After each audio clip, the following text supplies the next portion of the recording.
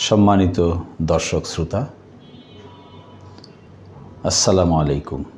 আশা করি যে যেখানেই আছেন ভালো আছেন, সুস্থ আছেন।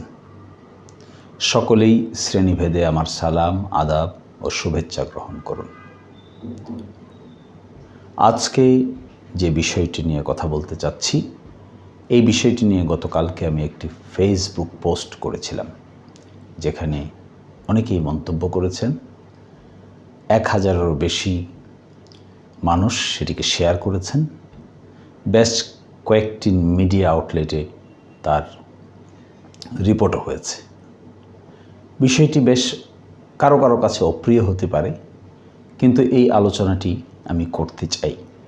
এই আলোচনাটি শুনে হয়তো কেউ কেউ আমাকে ভিন্নভাবেও বিচার করতে পারেন, কিন্তু আমার বিচার, বুদ্ধি, চিন্তা, চেতনা এবং কিছুটা লেখাপড়ায় যা ধরেছে আমি সেটি আপনাদের সামনে উপস্থাপন করতে চাই। আমি মনে করি আমরা সকলে মিলে কোথাও একটা ভুল করছি।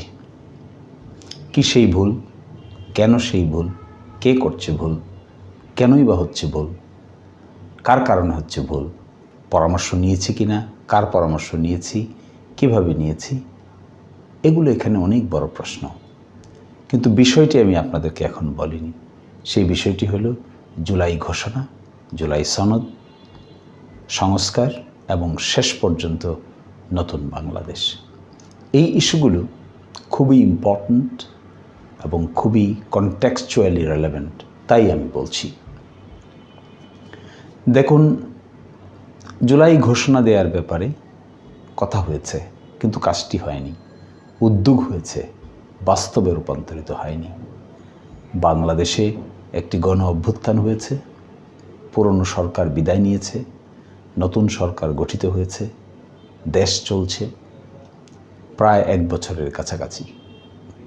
কিন্তু আজ পর্যন্ত কি কনটেক্সটে, কেন, কিভাবে এই জুলাই গণ অভ্যুত্থান হলো, তার কোনো রিটেন রাজনৈতিক ডকুমেন্ট তৈরি করতে আমরা পারিনি।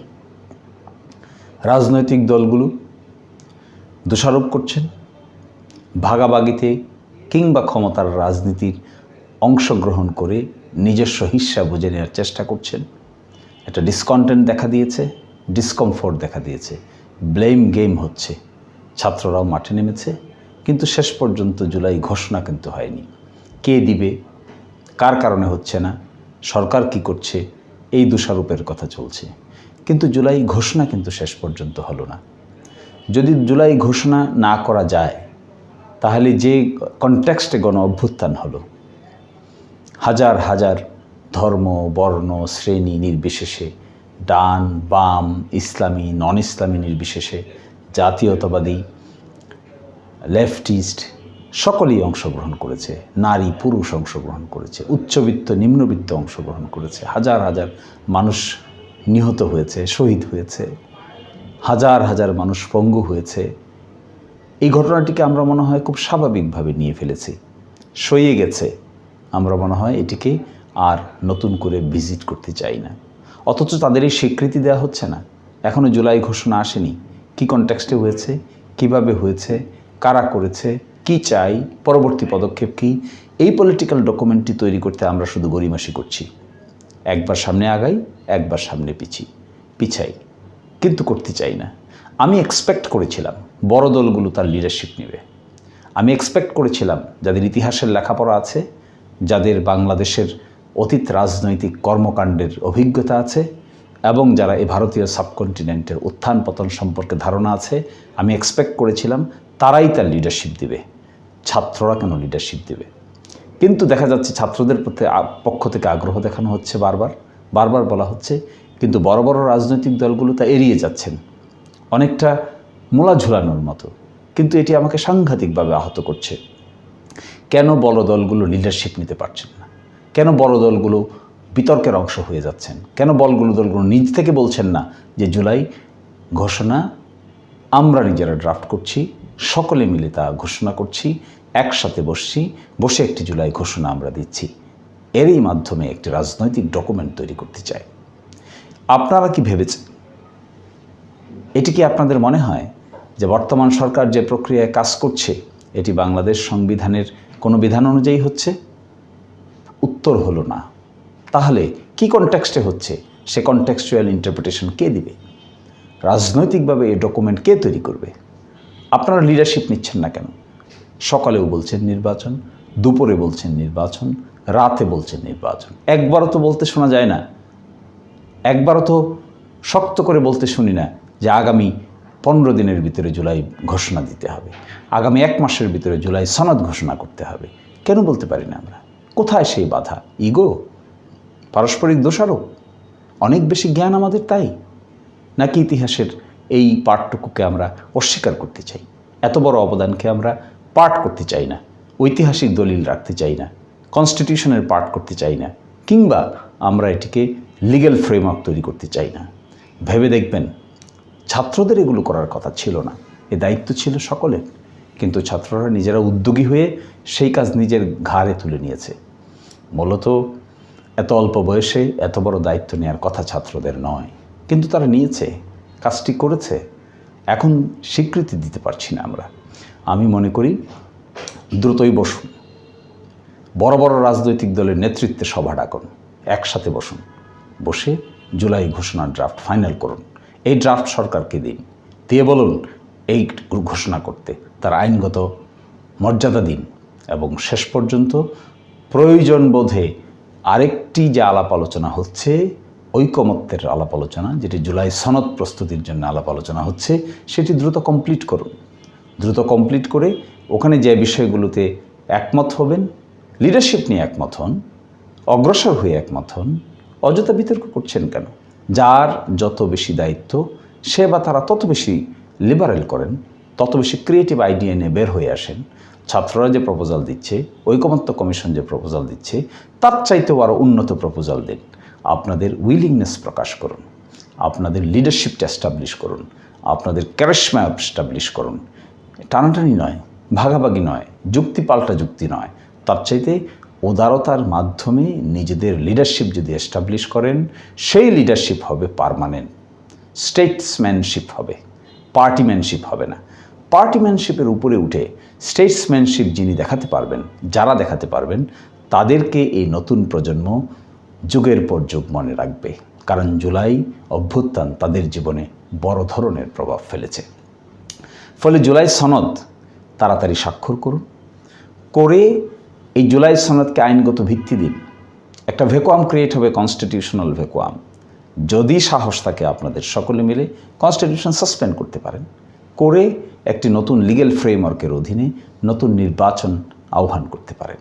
সেই নির্বাচনে উচ্চকক্ষ নিম্নকক্ষ সহ যতগুলো বিষয়ে সকলেই একমত হচ্ছে, প্রাইম মিনিস্টার প্রেসিডেন্টের ক্ষমতার ব্যালেন্স, ডেপুটি স্পিকার বিরোধী দল থেকে, এবং ইন্ডিপেন্ডেন্স অফ দ্য জুডিশিয়ারি সহ সবগুলো রিফর্ম প্রক্রিয়াকে চার্টার আকারে ডিক্লেয়ার করুন। তার অধীনে নির্বাচন সংগঠন করুন, নতুন সিস্টেমে নির্বাচন করুন, পুরনো সিস্টেমে নয়। এই আর্গুমেন্ট কেন করতে হচ্ছে যে পুরনো সিস্টেমে নির্বাচন হবে আর চার্টার আসার পরে আমরা সেই চার্টার পার্লামেন্টে অ্যাকসেপ্ট করব, সেই চার্টার আবার পরবর্তী 5 বছর পরে বাস্তবায়িত হবে? কেন করতে হচ্ছে? গণ অভ্যুত্থানকে এত ঠুনকো বিষয় মনে করছি কেন আমরা? কেন মনে করছি এত হাজার হাজার মানুষের জীবন, হাজার হাজার মানুষের লাইফ, চোখ, কান, নাক, পরিবার, এগুলোকে এত ঠুনকো মনে করছি কেন?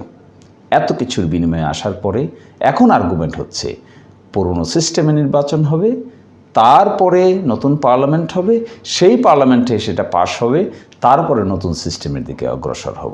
হলো না তো? তার চাইতে এটা বলুন না কেন? সাহসিকতার সাথে এটা বলুন, নেতৃত্বের বিকাশমান শক্তি দিয়ে এটা বলুন যে না, বর্তমান নির্বাচনই হবে নতুন সিস্টেমে। সেই সিস্টেম এস্টাবলিশ করতে আমার বিবেচনায় জুলাই ঘোষণা, জুলাই সনদ, নতুন সিস্টেম, নতুন লিগ্যাল ফ্রেমওয়ার্ক এবং সেই নির্বাচন অনুষ্ঠান করতে আপনাদের চাহিদা মতো, রাজনৈতিক দলগুলোর চাহিদা মতো ফেব্রুয়ারি মার্চ এর বেশি সময় লাগার কথা নয়। কিন্তু তা না করে যদি আমরা শুধু পিছপা দেই, একজন আরেকজনকে পিছু টেনে ধরে রাখি, তাহলে না হবে সংস্কার, না হবে নতুন সিস্টেম, না হবে বন্দোবস্ত, সবই পুরনো থেকে যাবে। একটি কথা কেউ কেউ বলেন যে মুক্তিযুদ্ধের ইতিহাসকে মুছে দেওয়ার চেষ্টা করা হচ্ছে। নো, নেভার, এটি করতে দিবেন না, নিজেরাও করবেন না। মুক্তিযুদ্ধের ইতিহাসকে কেন মুছে দিতে হবে? মুক্তিযুদ্ধের ইতিহাস অবশ্যই সংবিধানে থাকতে হবে। অবশ্যই মুক্তিযুদ্ধ ছাড়া 2024 হয়ে যায়নি। মুক্তিযুদ্ধকে যেমন গুরুত্ব দিবেন, অবশ্যই গুরুত্ব দিবেন, ফান্ডামেন্টাল প্রিন্সিপালস অফ স্টেট পলিসিতে গুরুত্ব দিবেন, মৌলনীতিতে গুরুত্ব দিবেন, একই সাথে জুলাই অভ্যুত্থানকেও গুরুত্ব দিবেন। এবং জুলাই অভ্যুত্থানকে যদি গুরুত্ব দিতে না পারেন, না চাই আমরা, তাহলে কিন্তু অস্তিত্বের সংকট হবে। আজকের যে প্রধান বিচারপতি, তিনি কি করে প্রধান বিচারপতি হলেন? আজকের যিনি প্রধান উপদেষ্টা, তিনি কি করে প্রধান উপদেষ্টা হলেন? আজকে যারা পরিষদের সদস্য, তারা কি করে পরিষদের সদস্য হলেন? আজকে যারা রাজনৈতিক দলগুলো বড় বড় সমাবেশ করছেন, বক্তৃতা দিচ্ছেন, একে অন্যের সাথে কম্পিটিশন করছেন, তা কি করে হবে? তার সব কিছুর মূল কেন্দ্রবিন্দু কিন্তু জুলাই অভ্যুত্থান। সেই জুলাই অভ্যুত্থানকে স্বীকৃতি দিতে আমাদের যদি কার্পণ্য থাকে, তাহলে আমরা আসলেই ছোট মনের পরিচয় দেব। আমি সবগুলো রাজনৈতিক দলকে বলছি, A to Z কে বলছি। আমি কে বড় দল, কে ছোট দল তা বাছাই করে বলছি না। আমি এটাও বলছি না কে ডান, কে বাম, কে কোন ধর্মের, কে কোন মতের। না, রাষ্ট্র এগিয়ে নিতে গেলে সময় এসেছে একটি পজিটিভ মাইন্ড নিয়ে রাষ্ট্রটাকে গঠন করা। সেই গঠন করার জন্য এগুলো ধাপ। জুলাই ঘোষণা একটা ধাপ, জুলাই সনদ এটা আরেকটা সেপারেট ধাপ, একটা লিগ্যাল ফ্রেমওয়ার্ক ডিক্রি আকারে, অর্ডিন্যান্স আকারে, অর্ডার আকারে ডিক্লেয়ার করা, এটা একটা ধাপ। আর সর্বশেষ হলো নির্বাচন একটা ধাপ, নতুন পার্লামেন্ট গঠন একটা ধাপ, বাংলাদেশ দীর্ঘজীবী হবে, এটা আরেকটা ধাপ। এই 3-4 ধাপকে পিছনে ফেলবেন না প্লিজ। একটাকে ডিঙিয়ে আরেকটা করবেন না প্লিজ। একটাকে আরেকটা দ্বারা সাবসাইড করবেন না প্লিজ। একটাকে আরেকটা দ্বারা প্রতিযোগিতা, প্রতিদ্বন্দ্বিতার মধ্যে ফেলবেন না প্লিজ। সবগুলো ক্রনোলজিক্যালি করুন। আমি মনে করি 15 দিনের ভিতরে জুলাই ঘোষণা দেওয়ার জন্য বড় রাজনৈতিক দলগুলো নেতৃত্ব নেন। 1 মাসের ভিতরে জুলাই সনদ ডিক্লেয়ার করার জন্য বড় দলগুলো নেতৃত্বের আসনে বসেন। তারপরে একটা লিগ্যাল ফ্রেমওয়ার্ক ডিক্লেয়ার করেন আর 15 দিনের মধ্যে। সব কিছু আগস্টের মধ্যে শেষ করেন, ফেব্রুয়ারিতে, মার্চে, এপ্রিলে নির্বাচন করেন, নতুন পার্লামেন্ট গঠিত হোক। দেখবেন সত্যিকার অর্থেই আপনারাই হবেন এই দেশের সবচাইতে গুরুত্বপূর্ণ, বিশ্বাসযোগ্য নেতৃত্ব। আর যদি এই পুরো চেইন না মেনে পছন্দ মতোকে একটিকে টানেন আরেকটিকে পিছনে ফেলেন, আমি বিএনপিকে বলছি, আমি জামাতকে বলছি, আমি এনসিপিকে বলছি, আমি ইসলামী আন্দোলনকে বলছি, আমি হেফাজতকে বলছি, আমি গণসংহতি আন্দোলনকে বলছি, আমি কমিউনিস্ট পার্টিকে বলছি, আমি যারা যারা এই অভ্যুত্থানে অংশগ্রহণ করছে সকলকেই বলছি, কোনো পার্টিকে সিঙ্গেল আউট করে আমি বলছি না। ফলে এই ক্রনোলজি যদি একটার পর একটা বাস্তবায়ন না করে পছন্দ মতো একটার পক্ষে বলেন আরেকটার বিপক্ষে বলেন, তাহলে কিন্তু এই নতুন প্রজন্ম এই পলিটিক্যাল পার্টির এজেন্ডাকে অ্যাকসেপ্ট করবে না, অ্যাকসেপ্ট করতে চাইবে না। নতুন প্রজন্ম কিন্তু স্ট্রেইট ফরওয়ার্ড সলিউশন চায়, এত ক্যারিকেচার চায় না। সহজ সরল সলিউশন দরকার তাদের, এবং তাদের কাছে ক্লিয়ার জুলাই ঘোষণা, জুলাই সনদ, লিগ্যাল ফ্রেমওয়ার্ক, নির্বাচন, দ্বিকক্ষ বিশিষ্ট পার্লামেন্ট, নতুন বাংলাদেশের যাত্রা।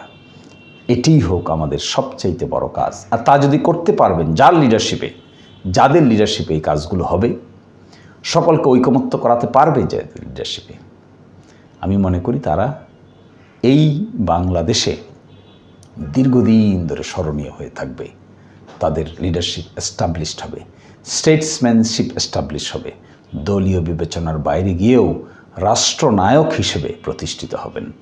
এবং অতীতের যে ইতিহাসগুলো আমরা যদি দেখতে পাই, শহীদ প্রেসিডেন্ট জিয়াউর রহমানের আমলে দেখতে পাই, সেই স্টেটসম্যানশিপটা কিন্তু আমরা অনেকটাই অ্যাবসেন্ট দেখতে পাই। তো স্টেটসম্যানশিপ নিয়ে হাজির হন, দেখবেন সত্যিই সত্যিই জাতীয় নেতাতে পরিণত হবেন। সকলেই ভালো থাকবেন, সকলেই নিরাপদে থাকবেন। আল্লাহ হাফেজ। এখানেই বিদায় নিচ্ছি।